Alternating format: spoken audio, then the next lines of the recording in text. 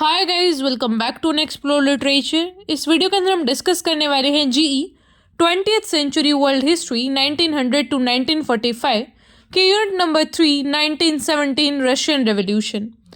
तो इसके unit number 1 और 2 हम ऑलरेडी कवर कर चुके हैं। आई होप आपने वो वीडियोस देख भी ली होंगी।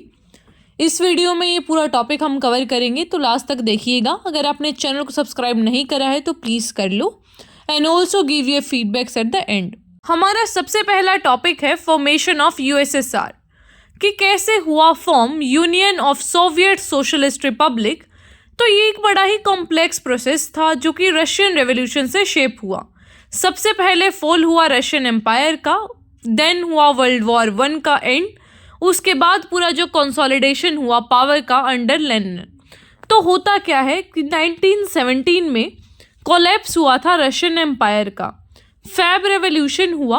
तो उस टाइम पे जो निकोलस सेकंड हैं, जार थे उस टाइम के, तो काफ़ी ज़्यादा ट्रेमोइल चल रहा था, बहुत ऐसे केओस मचा हुआ था क्योंकि इकोनॉमिक पूरा हार्डशिप्स वो फेस कर रहे थे, मिलिट्री डिफीट्स हो गई थी वर्ल्ड वॉर 1 की वजह से।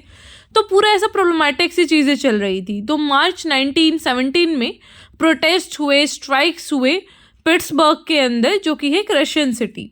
तो यहाँ पे क्या होता है कि जो जार है निकोलस सेकंड, उनका एब्डिक्शन हुआ and making the end of over 3 centuries of Romanov rule. तो इसकी वजह से उनका रूल ख़त्म हो गया। उसके बाद प्रोविजनल गवर्नमेंट आई। देन जो प्रोविजनल गवर्नमेंट है वो सेटअप की गई, लेकिन वो बहुत ही वीक थी and it fail to address key issues जैसे कि land reforms, war, social inequalities. तो जो ये प्रोविजनल गवर्नमेंट बनी वो बिल्कुल भी कारगर साबित नहीं हुई एंड इट फेल्ड। फिर रशियन रेवोल्यूशन के बाद होता है अक्टूबर रेवोल्यूशन। तो अक्टूबर रेवोल्यूशन की अगर हम बात करें तो क्या हुआ था यहाँ पे, जो बोल्शेविक्स थे, ये एक मार्क्सिस्ट रेवोल्यूशनरी ग्रुप था जो कि लेनिन ने लेड किया था। तो यहाँ पे जो लेनिन है उन्होंने पूरी पावर को संभाला। He seized power in a coup against the provincial government. तो इन्होंने प्रोविंशियल गवर्नमेंट के अगेंस्ट अपनी पावर को रेज किया। इसे बोला जाता है अक्टूबर रेवोल्यूशन। तो यहाँ पे दे प्रोमिस्ड कि भाई वॉर को एंड किया जाएगा, बाद में हम रीडिस्ट्रीब्यूट करेंगे पीजेंट्स को उनका लैंड। तो पूरा वो कम्युनिज्म का जो थ्योरी है वो आना स्टार्ट हो गया था। सोवियत गवर्नमेंट बना जिसके ऊपर पूरा वर्कर्स काउंसिल बना जिसको सोवियत बोला जाता है। जो लेनिन है वो लीडर बने नई गवर्नमेंट के एंड ये सारा चीज़ है जो उससे ही फिर जो प्रोसेस है वो स्टार्ट हो गया था विड्रॉ होने का रशिया का फ्रॉम द वर्ल्ड वॉर 1। सो ये इनिशियली हम बात कर सकते हैं कि कहाँ से कम्युनिज्म का स्टार्ट हुआ था, communism as a ideology Russia में कैसे आई। फिर इसके बाद होता है रशियन सिविल वॉर 1917 से लेके 1923 के बीच। तो यहाँ पे रेड्स एंड वाइट्स के बीच था। रशियन जो सिविल वॉर है that was between red army and white army. अब रेड आर्मी कौन थी? जो कम्युनिस्ट है उनको रेड से डिनोट किया जाता है, तो they were Bolshevik supporters. Then there was white army जो कि मोनार्की के सपोर्टर्स थे। तो ये एंटी बोल्शेविक्स थे जो कि रेड आर्मी थे उसके अपोजिट में। तो जो सिविल वॉर है वो also influenced by foreign intervention. तो ब्रिटेन, फ्रांस, जापान, इनका इंटरवेंशन काफ़ी ज़्यादा था इस सिविल वॉर में। सिविल वॉर में और वर्ल्ड वॉर में क्या फ़र्क होता है? सिविल वॉर का मतलब होता है जब आपके देश के अंदर ही लड़ाई हो रही हो दो गुटों के बीच, लेकिन वर्ल्ड वॉर आपको पता ही है जब आप डिफरेंट नेशन के साथ लड़ रहे हो।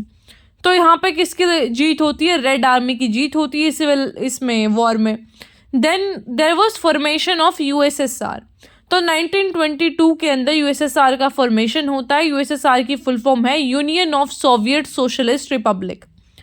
तो ट्रीटी होती है जिससे पूरा क्रिएशन होता है इसका। दिसंबर 1922 के अंदर बोल्शेविक्स एस्टेब्लिश्ड यूएसएसआर और इन्होंने फॉर्मली ऐसा डिक्लेयर कर दिया कि भाई मर्ज करेंगे रशिया, यूक्रेन, बेलारूस, ट्रांस्क्यूजियन रिपब्लिक जिसमें आर्मेनिया, अजरबैजान, जॉर्जिया, ये सारे स्टेट्स को इन्होंने मिलाया कि भाई इन सबको क्या करेंगे हम एक ट्रीटी के तहत मॉस्को में हम अपना रिप्रेजेंटेशन रखेंगे और ये सारा बन जाएगा यूएसएसआर।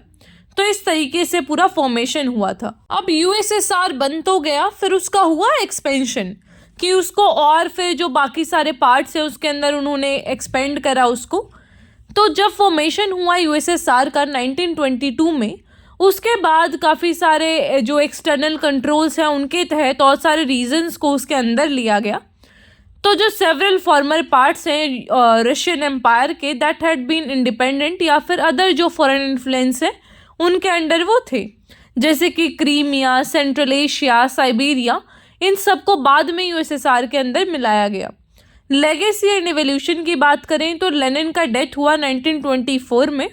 उसके बाद थोड़ा सा पावर स्ट्रगल हुआ which ultimately led to rise of Joseph Stalin. तो लेनिन और स्टेलिन की वजह से ही पूरा रशिया में आइडियोलॉजी चली है कम्युनिज्म की। तो जो स्टेलिन की लीडरशिप है वुड चेंज यूएसएसआर प्रोफाउंडली। इन्होंने इम्प्लीमेंट करी थी policies of industrialisation, collectivisation and जो टोटलिटेरियन स्टेट है उसका भी इन्होंने एस्टेब्लिशमेंट किया। स्टेलिन के रूल की बात करें तो अंडर स्टेलिन यूएसएसआर है जो ज़्यादा सेंट्रलाइज्ड हो गया, स्टेट कंट्रोल ज़्यादा बढ़ गया। जो अभी प्रेजेंट टाइम में हम कम्युनिज्म जानते हैं that was established by Stalin only.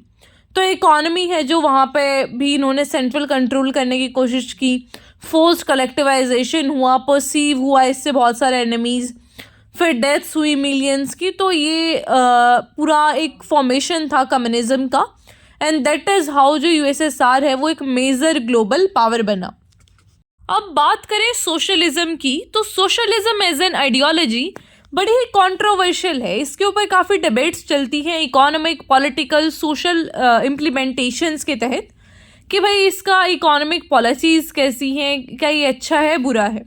तो एक एक करके इनको डिस्कस करेंगे। सबसे पहला है इकोनॉमिक एफिशिएंसी। तो इसके सपोर्टिंग पॉइंट तो ये कि भाई फेयरनेस को प्रमोट करता है, रिड्यूस करता है इनइक्वालिटी को, वो सबके कलेक्टिव बीइंग की बात करते हैं कि इंडिविजुअल का प्रॉफिट ना हो बल्कि सबको प्रॉफिट मिले। लेकिन इसके अगेंस्ट में पॉइंट ये है कि ये रिड्यूस कर देता है इनोवेशन को, क्योंकि जब सबको पता है कि भाई सबको बराबर मिलेगा तो कोई क्यों ज़्यादा मेहनत करेगा। तो सारा ये जो एक मोटिवेशन है वो कम करता है एंटरप्रेन्योरशिप के लिए। तो यहाँ पे ये पूरा एफिशिएंसी है जो उसको कम करेगा और इकोनॉमी भी हमारी स्टेगनेंट हो जाएगी। Then the second thing is individual freedom.